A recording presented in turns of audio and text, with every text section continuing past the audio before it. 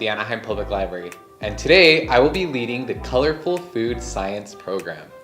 Now you may be wondering what we're going to be learning about today, but I'm actually going to be showing you guys how to recreate a bunch of food at home, and I will also be explaining the science behind how it works. So for our first experiment, we are going to be making a colorful rainbow s'mores dip. So in order to do this, you're going to need some scissors, a spoon, some sprinkles in an assortment of different colors, Crisco, butter, or oil, whatever you have access to at home, some skewers, chocolate chips, marshmallows, a baking pan, a cup of water, and some graham crackers. So the first thing we're gonna wanna do is we're gonna wanna coat our baking pan with oil or butter, whatever you have at home.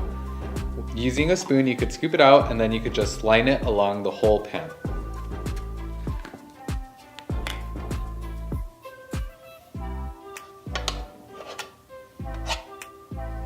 So after you place some of the Crisco or butter, whatever you have at home, onto the pan, you could use a napkin to spread it around, and you just want to make sure that you have a thin coat all around the pan.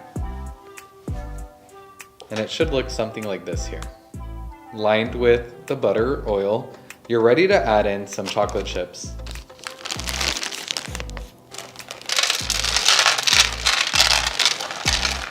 And you just want enough to add a nice even coat at the bottom of the pan.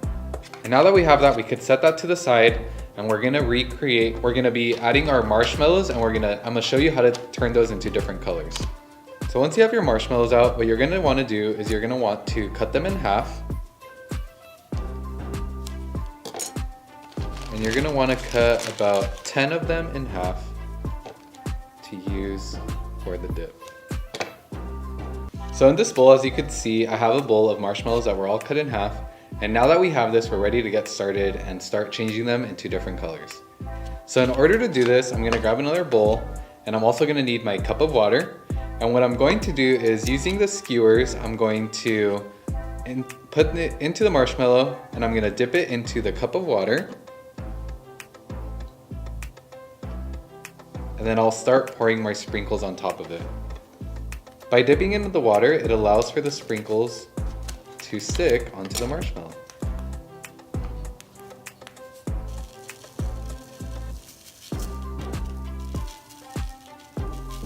And you're gonna repeat this step until you have recreated this with every single color.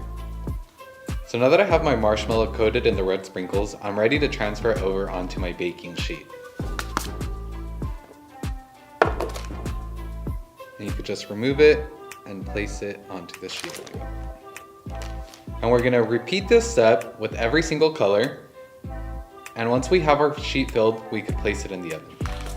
So as you can see, I went ahead and repeated that same process with every single color of sprinkles that I had, and it should look something like this.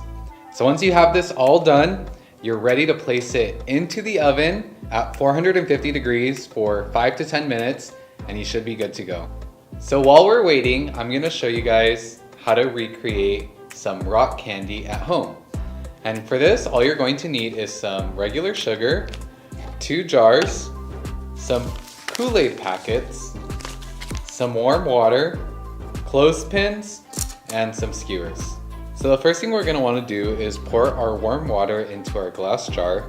And once we have it in there, we could go ahead and add 4 tablespoons of sugar. And you're just gonna wanna stir it until it fully dissolves. So the reason why I heated up the water was so that when I added in the sugar, it would allow for more of the sugar to dissolve into the water. And when it cools down, it'll allow the rock candy to form onto the skewer. So now, as you can see, the sugar is fully dissolved into the water, and we could go ahead and add in some Kool-Aid into the jar to give it flavor. Depending on how big your jar is, it will determine how much of the Kool-Aid you want to add.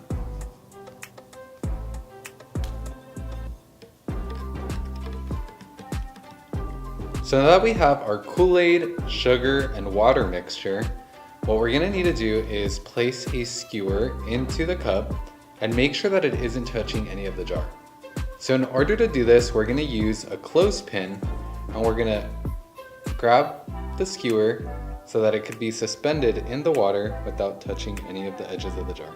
So once we have this here, we're just gonna need to wait 48 to 72 hours for the crystals to start forming onto the skewer. And what you'll begin to notice is that the crystallization is going to occur along the wooden stick here. So I went ahead and waited my 7 minutes and my marshmallow s'mores dip is ready. What do you guys think? So as you could see, the marshmallows expanded from the size that they originally were. And this is due to the fact that the moisture inside of the marshmallows evaporated with the heat from the oven and allowed for the marshmallows to expand. It's pretty cool, right? So now that we got our dip, we're ready to grab a graham cracker and try it out.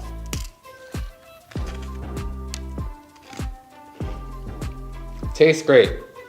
So I want to say thank you to you guys for tuning to this week's Team Adventure, and I hope you guys stay tuned for the rest of our summer reading programs this summer.